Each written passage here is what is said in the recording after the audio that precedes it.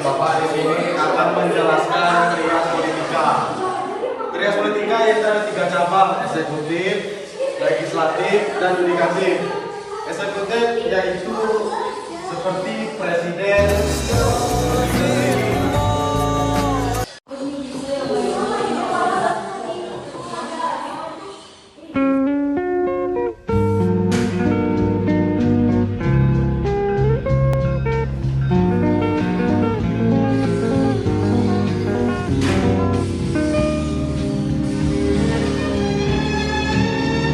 Welcome to Mobile Legends!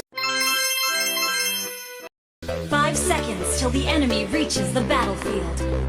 Smash them! Jangan lama di sini kan bapak di sini dari negara boleh dilakukan boleh depan.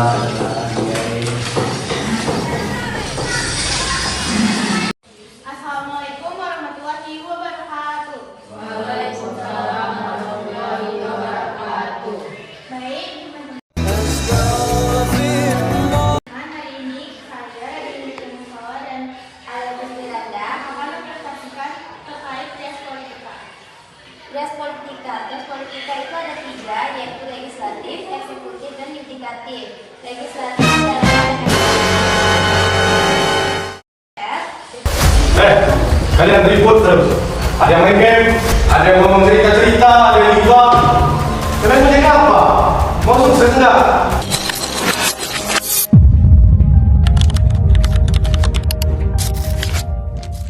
Assalamualaikum warahmatullahi wabarakatuh.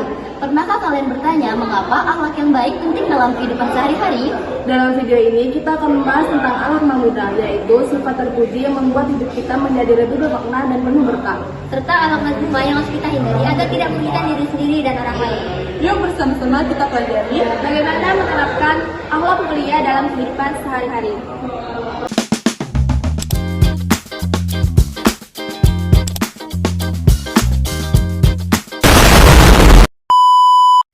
Perbedaan akhlak, etika, dan moral.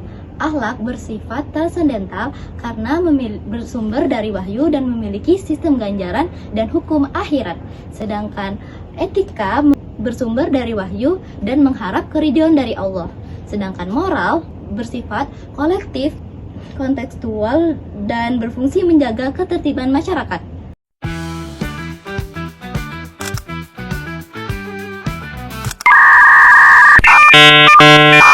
Mazmumah mencerminkan karakter yang dapat merusak individu dan masyarakat serta menghancurkan spiritual dan sosial. Secara etimologis, mazmumah berasal dari bahasa Arab Zama yang berarti mencelakai atau mengkritik. Dengan ini dapat kita istilahkan bahwa akhlak mazmumah adalah segala bentuk perilaku, sikap dan karakter yang bertentangan dengan nilai-nilai kebaikan dalam Islam yang berdampak negatif terhadap diri sendiri maupun orang lain.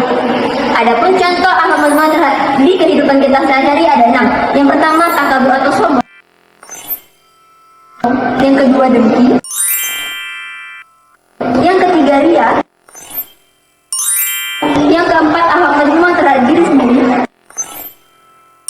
Yang kelima, akhlak mazmumah terhadap sesama. Dan yang terakhir, akhlak mazmumah terhadap Allah Subhanahu wa Ta'ala.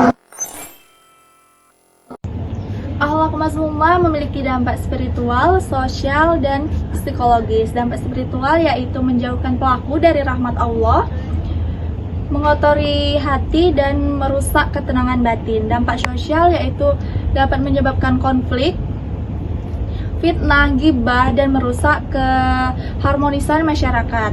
Dampak psikologis dapat menyebabkan stres, kecemasan, dendam, bahkan depresi. Adapun cara menghindarinya yaitu yang pertama dengan tazkiyatun nafs, pembersihan jiwa, yaitu dengan cara berzikir, muhasabah, dan memperbanyak ibadah yang ikhlas. Yang kedua dengan bergaul dengan orang yang saleh, karena lingkungan yang baik sangat berpengaruh untuk akhlak yang baik. Yang ketiga, mengikuti kajian ilmu, karena ilmu yang benar dapat membimbing manusia ke jalan yang lurus dan bisa membedakan mana yang baik dan yang buruk. Yang keempat, menjaga hawa nafsu, yaitu dengan cara mengendalikan diri dari dorongan negatif seperti marah, iri, atau ingin dipuji orang. Dan yang kelima atau yang terakhir, yaitu memperbanyak doa, meminta kepada Allah agar terhindar dari sifat tercela dan diberikan hati yang bersih.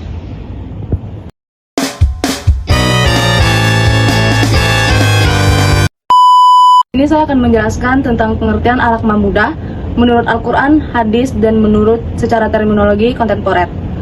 Akhlak muda secara etimologi berasal dari kata huk yang berarti watak bawaan dan mahmuda yang berarti terpuji. Secara terminologi, akhlak muda adalah sifat-sifat terpuji yang mencerminkan keimanan dan ketakwaan seperti kejujuran, kasih sayang, dan keadilan.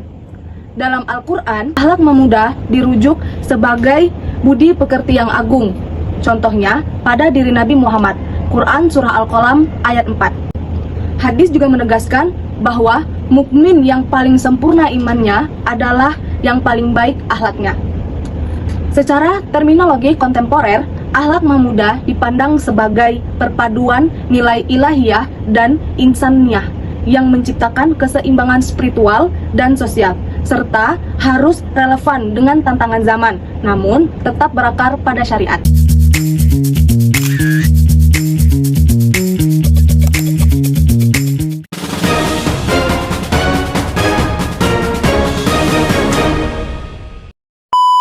Di sini saya akan menjelaskan bentuk-bentuk akhlak mahmudah, yaitu yang pertama Islam dan cinta tanah air atau hubul wato, yaitu kewajiban moral dan sosial yang meliputi segala aspek kehidupan sebagai wujud syukur atas kehadiran Allah Subhanahu wa Ta'ala, seperti tempat hidup, berkembangnya manusia, dan mencari rezekinya.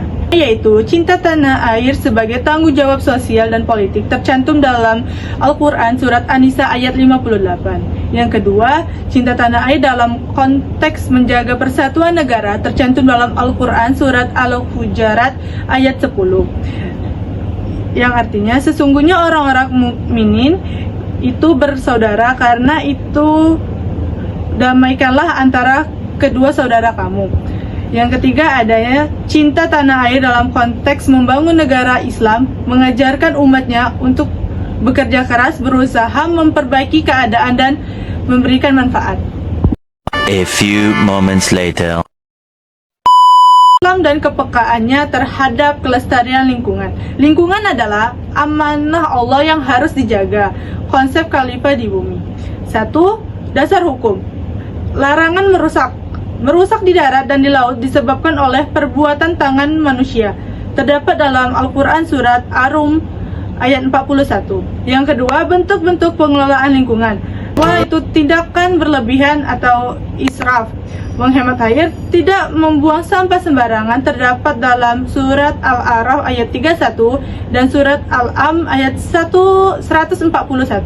Yang ketiga, menjaga kebersihan. Kebersihan adalah sebagian dari iman, terdapat dalam hadis riwayat Muslim. Dan yang terakhir, melestarikan fauna dan flora. Bentuk akhlak muda yang ketiga yaitu juga mencakup integrasi antara Islam dan kearifan lokal. Islam dapat beradaptasi dengan budaya lokal tanpa mengorbankan prinsip syariat. Contohnya adalah penggunaan adat atau tradisi seperti urf yang tidak bertentangan dengan nas. Tradisi lokal yang membawa kemaslahatan seperti sistem penanggalan pertanian Jawa atau pranata mangsa juga dapat diadopsi sesuai prinsip maslahah mursalah. Jadi, ringkasnya, akhlak muda itu adalah sifat terpuji yang menjadi cerminan keimanan dan ketakwaan seorang muslim. Diilhami juga oleh ajaran Al-Quran dan hadis tadi.